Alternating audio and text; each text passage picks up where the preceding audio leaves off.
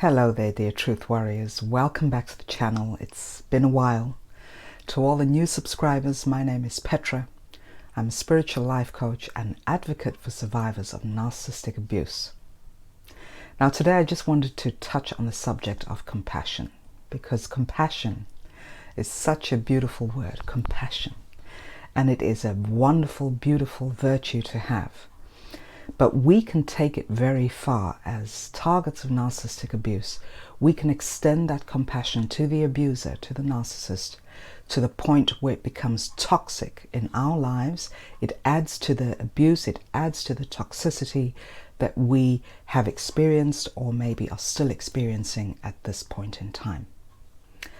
So compassion, if I just break it down, every single person has gone through some form of trauma in their lives. Everyone. And that does not give anyone the right to abuse you, to mistreat you, to be mean to you as a pattern. This is just not right. So extending that compassion does become very toxic for us. And just from speaking to so many survivors, and myself included, is that we are very compassionate people. We have a lot of empathy for every living being.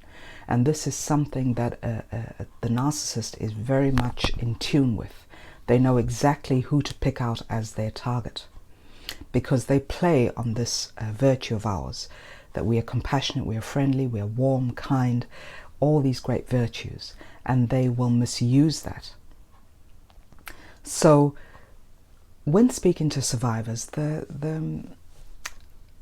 thing that comes up, the issue that comes up a lot of the times is that, yes, but maybe I should love them more, show more understanding. I've spoken of this in several videos where we feel that we need to extend that compassion.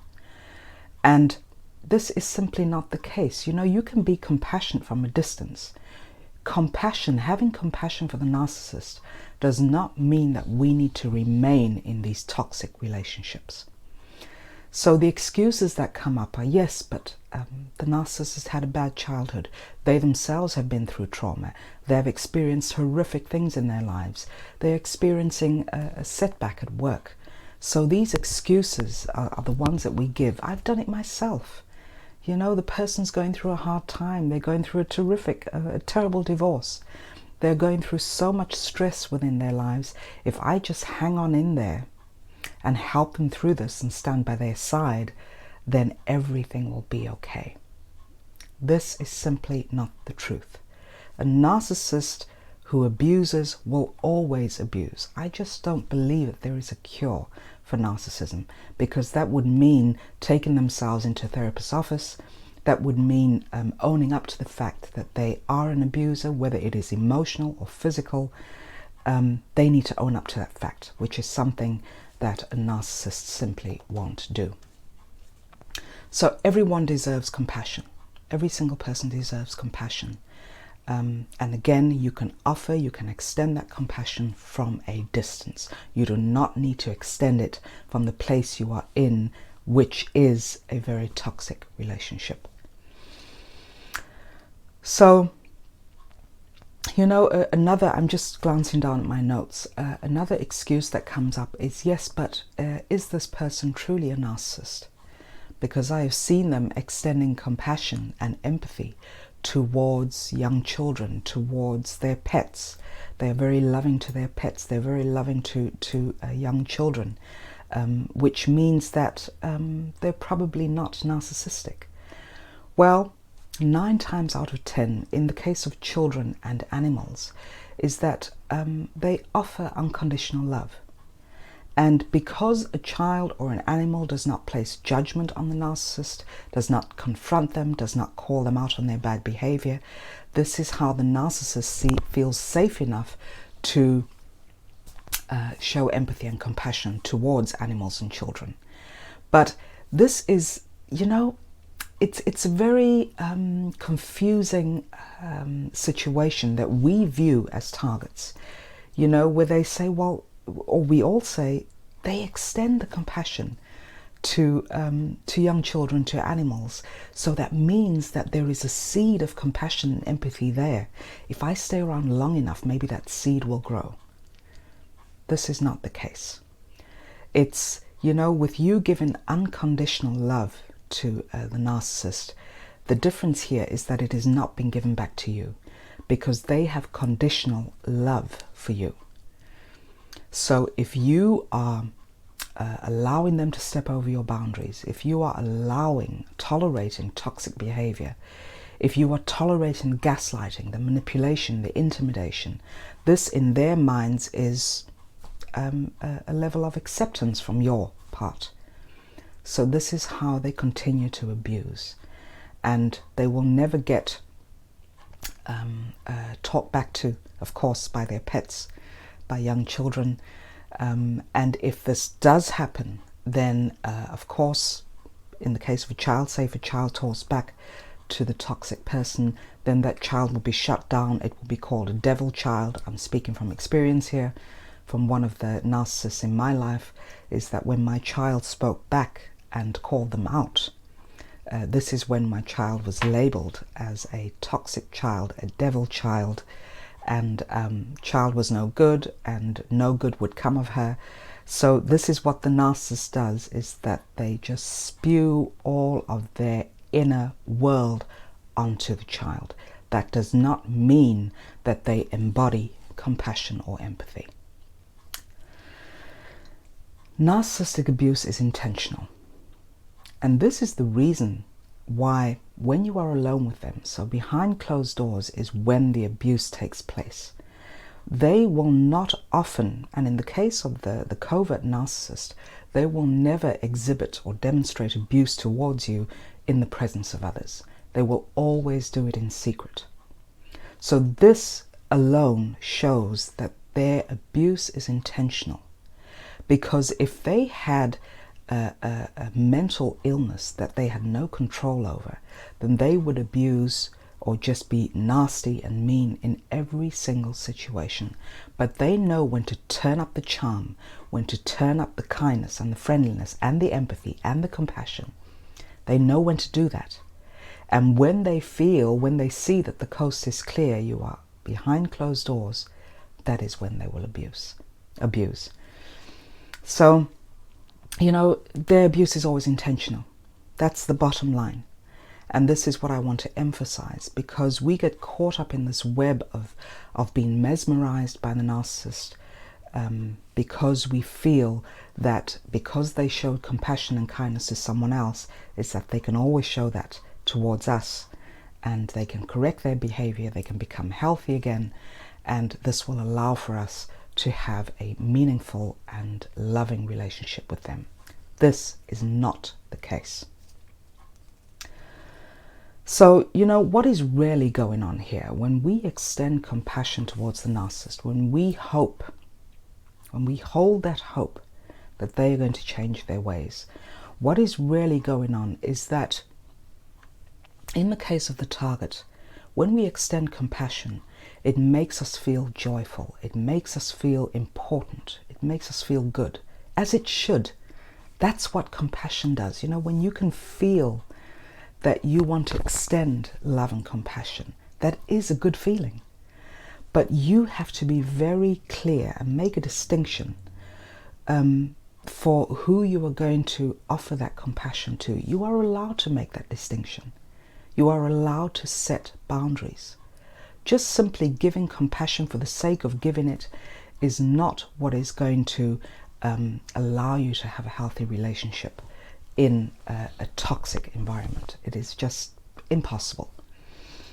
So it does give us joy. It does give us happiness. It does fill up a void that we feel within ourselves. When we give the compassion, we feel validated. When we extend the compassion to the narcissist, we feel that we are healing a wound within ourselves because we feel good in the moment. But this is where it becomes toxic, is that your compassion is not appreciated by the narcissist. Every time you show compassion to the narcissist for what he or she has done to you, it issues to them an invitation to continue the abuse because they can, because you tolerate it. So that compassion that you have for every living being needs to be also turned around and given back to yourself. You need to have the compassion for yourself. You need to stop being in denial, come out of that denial and acknowledge the fact that you are being abused. That is having compassion for what you have been through, your own trauma. This is what we need to get very clear, because so many of us live in that state of denial for days, months, years on end. And it is being very strict and very firm with yourself to say, look, yes, I have that compassion. Compassion is not something that can be taken away from you. So you will always have that compassion, but you need to give it to yourself first. You need to fill up your cup, because when you fill up your cup, that's when you can serve from your overflow. And also have the discernment of who is deserving of your compassion. Not everyone is deserving of it. And if you still feel that you need to extend that compassion to the narcissist, then do so from a distance. That does not mean that you have to stay in that relationship, take all the hurt, all the abuse, all the intimidation and manipulation. You do not need to tolerate that. So this is really what's going on. When the narcissist realizes that they can hurt you and then you still offer them compassion, this is when they turn up the charm. When you make a threat of leaving, when you say, I'm just not going to take this anymore, so you set that boundary, they will then know which tactics to use to keep you in that relationship. So they will turn up the charm, turn up the friendliness, maybe even cry crocodile tears to keep you in that relationship. They know exactly how to manipulate you. So, you know, I remember when I was in my very first relationship with my narcissistic lover, is that he was very abusive, emotionally, verbally, physically. And I had threatened so many times, I'm going to walk out of this house, I'm going to leave. I do not deserve to be treated this way. And he knew that I did not believe that. I believed in that relationship that I was getting love from being abused. I didn't have the confidence. He knew this. So every time I made that threat to leave, he would turn up the charm. He would be friendly, he would be loving, he would apologize. All fake. The compassion was fake, the apology was fake. Oh, excuse me, that was my ring. So all of this was fake. And he knew that even though I spoke those words to say, I'm not deserving of this, I'm going to leave, he knew that on the inside, I did not believe this about myself. I did not have that confidence. I did not have that trust within myself to leave the relationship. So again, the charm is turned up, the friendliness is turned up, and this gets you all confused because then you think to yourself, well, there's the love coming to me. There's the exchange of love that's coming to me. But this is just temporary, because as soon as they see that you soften again and that you then get comfortable within the relationship, then the abuse starts all over again. So it is a vicious cycle that you go through.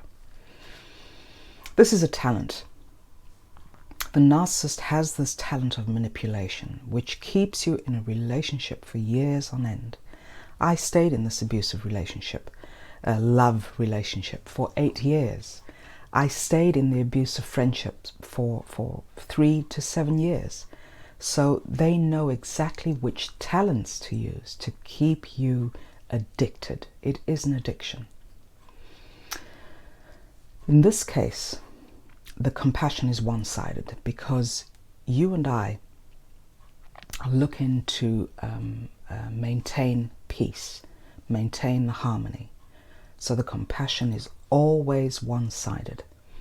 In a healthy, loving relationship, compassion would come from both sides. It's a great exchange of energy. So you give the compassion, the love, the kindness, and you receive that as well. That's what makes, one of the aspects that makes for a healthy relationship. So we need to look at the wounds within ourselves, because extending compassion at the expense of your own peace of mind, your own happiness, your own health, this shows that there is a wound within us that needs to be healed, because we incorrectly think that by extending the compassion that we will get the love, the acceptance, the peace, the comfort that we are seeking. And these are all inner wounds that need to be addressed by ourselves. We need to look at them, we need to clean them out, we need to heal them. Because once we are on that track, that's when you will realize when someone is abusing you, or when someone is just, it's circumstantial, when someone is just exhibiting bad behavior, which of course we all do. We all have that dark side to us. But there is a difference from just having that dark side and showing bad behavior now and then to, sorry, I just lost my train of thought there. So there's a difference between just having a bad day and exhibiting bad behavior, and then there's the other side to that, where there is a pattern of abuse. It is every day, it is all the time, it is not loving, it is detrimental to your physical health, to your mental health, to your spiritual and emotional health. So this is a wake-up call. This was a wake-up call for me too, when I thought, but I cannot just break away from these relationships. I cannot leave my toxic lover. I cannot leave my toxic friends, because I've been raised to have compassion. But it's becoming clear, stepping out of the denial. And stepping out of denial is a challenge. That is why I so often say, as so many of us here on YouTube say, all the articles that you've read too, break away, go no contact. You need to do that in order to be able to find the footing again, find your own footing, be able to ground yourself. And yes, when you break away for the first time, it is extremely painful, because all these old wounds that I just spoke of come to the surface. You feel the pain, the discomfort. You just feel that you need to do something to numb out that pain. So that something would be going back, giving the compassion, giving the love to the narcissist, in order to numb out the pain that we're feeling. But this is, you know, when you are presented with these challenges in life, that is an opportunity to walk through those fears, feel those inner wounds and clean them out. Because once you have gone through it, you will come out on the other side, and you will be more capable of being able to recognize and experience true love. You have to give it to yourself first.